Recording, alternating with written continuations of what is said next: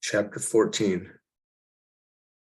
As we neared Hardwar, about a day's journey from the city, we stopped at the home of an American who we called Weldon. He gave us a hearty welcome and insisted upon our remaining with him for a few days.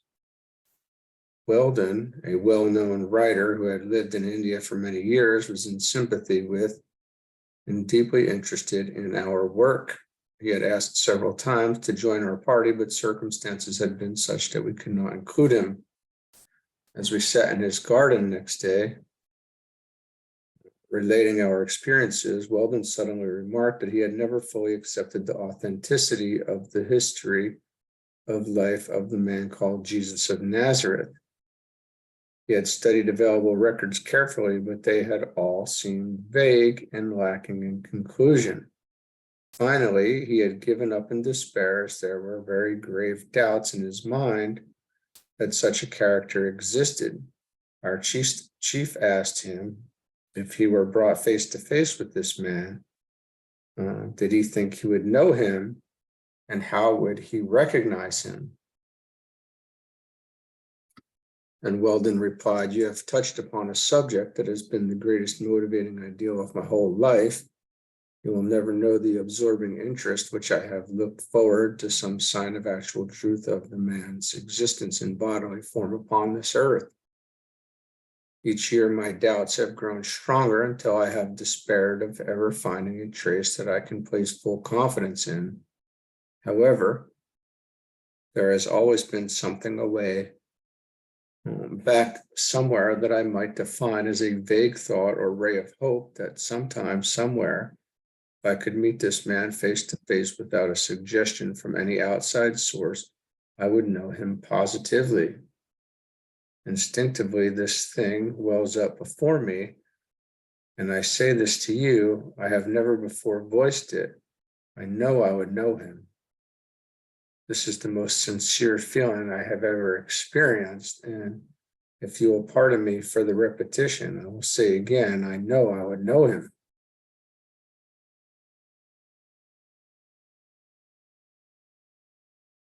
In many ways, well, we all feel like that, right? That evening, as we were preparing to retire, our chief came to us and said, "You all heard the conversation regarding the man Jesus this afternoon. You recognize the sincerity of our friend. Shall we invite him to go with us? We do not know, nor have we any way of determining whether this man that is known as Jesus of Nazareth will be at our destination. We cannot check his movements. In fact, we only know that he has been there. If we invite Weldon to go and the man is not there, will it not result in further disappointment and serve no good purpose? Weldon seems anxious to go with us, since none of us knows that this man Jesus will be there. There will be no suggestion from any of us in any way.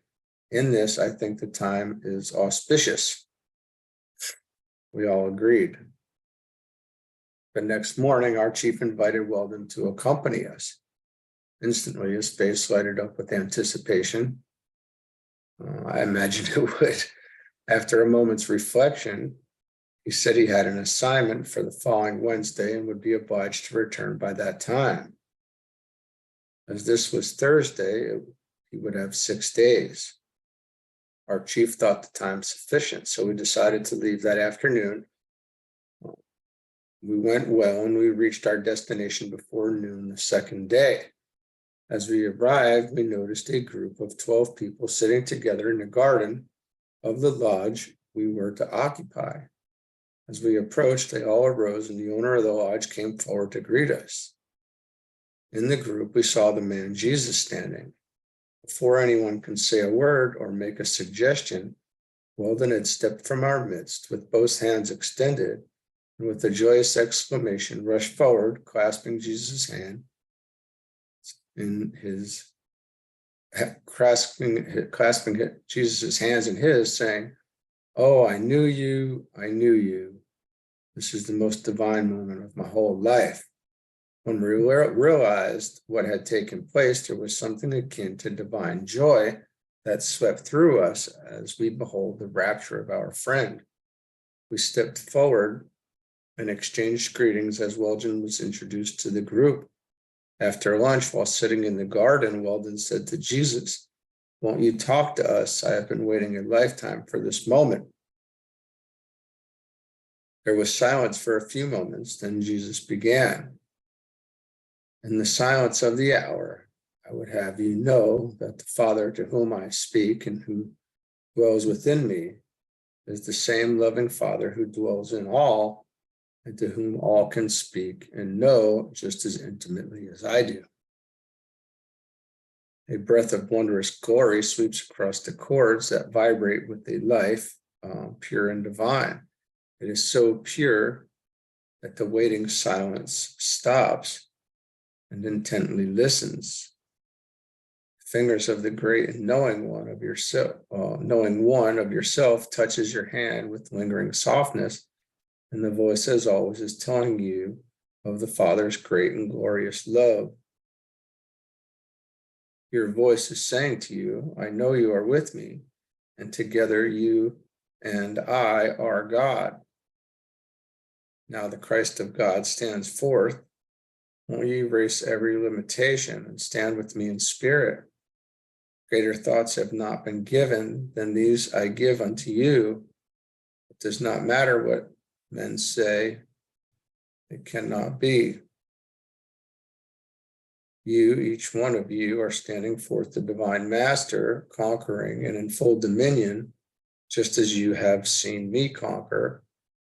The time is here, the fulfilling pure thought that you have sent out to the divine master has come to fruition in your own body, and the soul has taken complete command.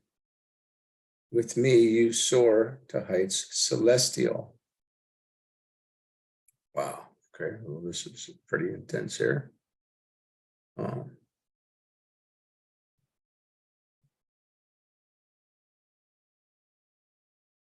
That's the third initiation.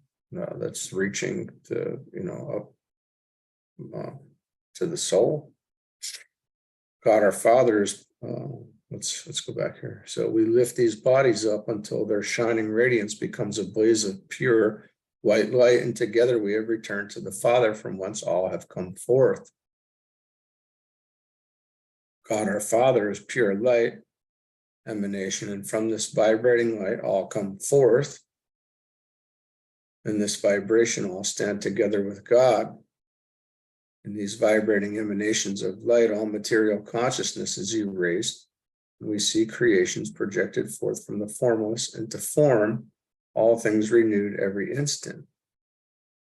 In the primal cosmos, Aquios, or God substance, all things exist, and because of that existence, the vibrations are so high that none perceive them. Unless one stands forth in spirit as we do, it is necessary to raise the vibrations of the body to spirit vibrations. Now we can see creation going on all the time, as creation is caused by the radiation of cosmic light vibrations generated in the great cosmos. And this radiation is the great universal life or light energy that sustains all and is called the Father of radiation or vibration. It is the Father of radiation because its radiation will shatter any other radiation or vibration. In reality, it only sets them aside in order that other forms may take their place. When our body vibrates in tune with spirit vibrations, we are light vibrations, the greatest of all vibrations, God the Father of all vibrations. It will soon be proved that these cosmic rays constitute such a terrific bombardment that they are destructive to so-called matter. These rays are from the source of all energy, the Father of all elements, the source from which all elements come. This is not destruction, this is transmutation from so-called matter to spirit form. It will soon be known that these cosmic rays have such tremendous penetrating power that they penetrate through all mass, shattering, as it were, the very heart or nucleus of a so-called atom, transmuting it into atoms of other substance and thereby creating other elements of higher order. And in this way, creation advances into a higher emanation of pure light or life itself. These radiations, which have such tremendous penetrating power, are readily distinguished from all radiations coming from the Earth or Sun galaxy and have complete control over all these radiations or vibrations. It will soon be known that these radiations come from a universal source, unseen, and that the Earth is continuously subjected to a terrific bombardment of these rays that are so potent. Excuse me. Well, again, that's what you get, and mowing the lawn again. Transmuting them into atoms of other substance, and thereby creating other elements of higher order. And in this way, creation advances into a higher emanation of pure light or life itself. Oh, I'd already read that, I'm sorry. These radiations, which have tremendous penetrating power, are readily distinguished from all radiations coming from the Earth or Sun galaxy and have complete control over all these radiations or vibrations. It will soon be known that these radiations come from a universal source, unseen, and that the Earth is continuously subjected to a terrific bombardment of these rays that are so potent they change or transmute atoms of one element into the infinite particles of another element. And we're talking about the central spiritual sun here. It will also be found that when this cosmic ray strikes the nucleus of an atom, it does shatter it. It separates this atom into the minute particles of another substance, causing transmutation from a lower to a higher element. Thus, these radiations do not destroy matter, they transmute it from a lower to a higher element, from the material to the spiritual. This higher element is as man dictates. It is higher as he names and uses it for a higher purpose. When man stands forth in spiritual vibrations, he can fully determine and regulate these rays and their mode of action. Thus, to man standing in spiritual vibrations, transmutation is going on all the time, all about him. Transmutation is but creation in the higher sense. Thus, all are created where they stand. Creation never ceases. It is continuous, never ending.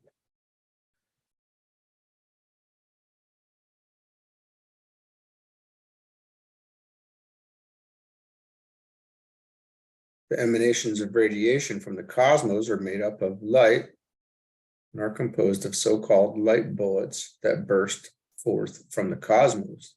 This greater universe is around and enclosed and surrounds all universes to the extent that the suns absorb and bring into its central sun, conserves, concentrate, and build up all the energy that is dissipated from the universes. The central sun becomes so full of vibrating, pulsing energy, and this energy becomes so condensed that the so-called light bullets are shot out with such radiating force that when they collide with the nucleus of another atom, that atom is shattered but not destroyed. Its particles are transmuted into particles of other elements, which are finally assimilated into the element to which they belong, then that element comes to life. Life is the energy that is released by the so-called bombardment of light bullets.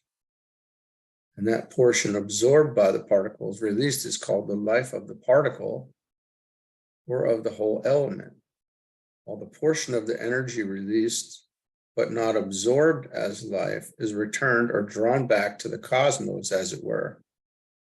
It is again concentrated and condensed until it can be shot forth to collide with and shatter other atoms, thus creating the particles that go to create the atom of another element.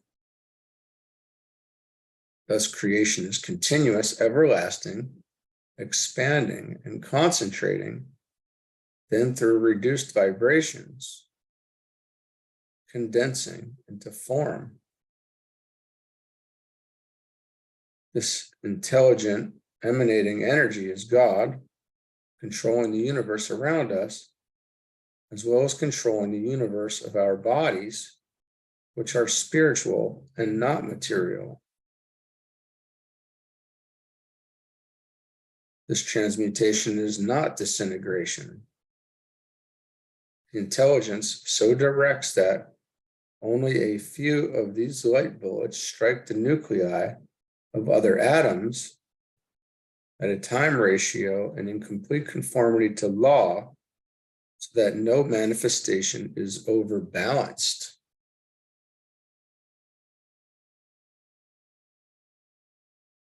Man, one with this supreme intelligence, can in an orderly way step up this impingement so that his needs are fulfilled instantly.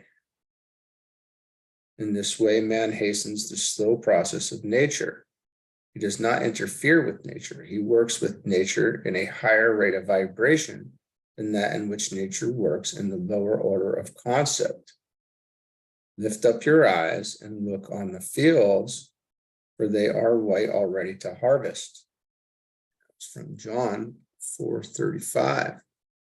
All is vibration and corresponds to the plane or field upon which vibration acts. Planes or fields spoken of have no reference to the concentric bands or shells that surround the earth.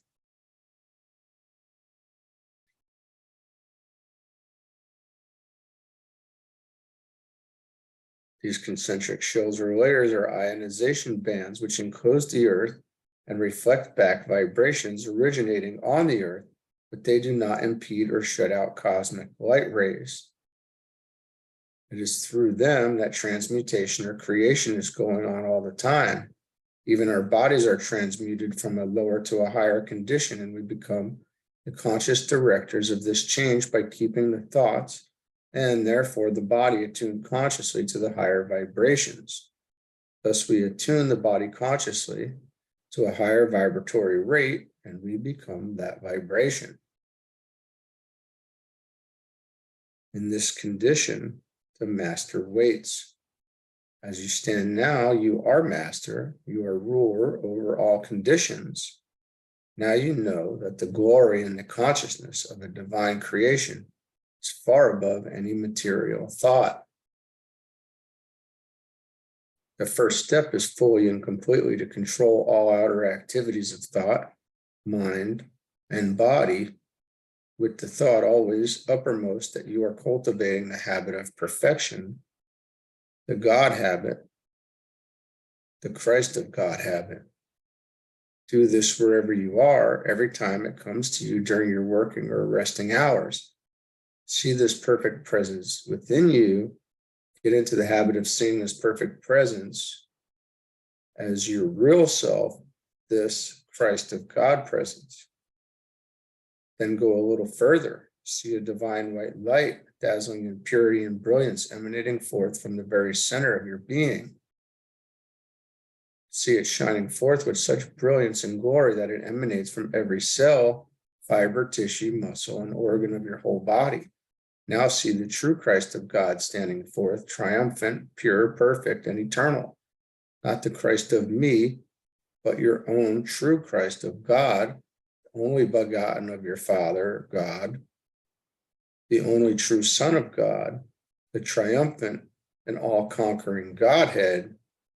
Step forth and claim this as your divine right, and it is yours. Every time you say, God, know fully that you are presenting God, and you will do the world a greater service by so doing than by presenting me as the Christ of God. It is far greater and nobler to see yourself as the Christ of God. You yourself are presenting God to the world and beholding God as yourself. You sit back and pray to me to intercede for you. It is wonderful that you do present me to the world as the Christ of God and recognize the God qualities presented through me, just so long as you do not make an idol or image of me and then pray to that idol. The moment you make a graven image of me and pray to that image, you debauch me and yourselves.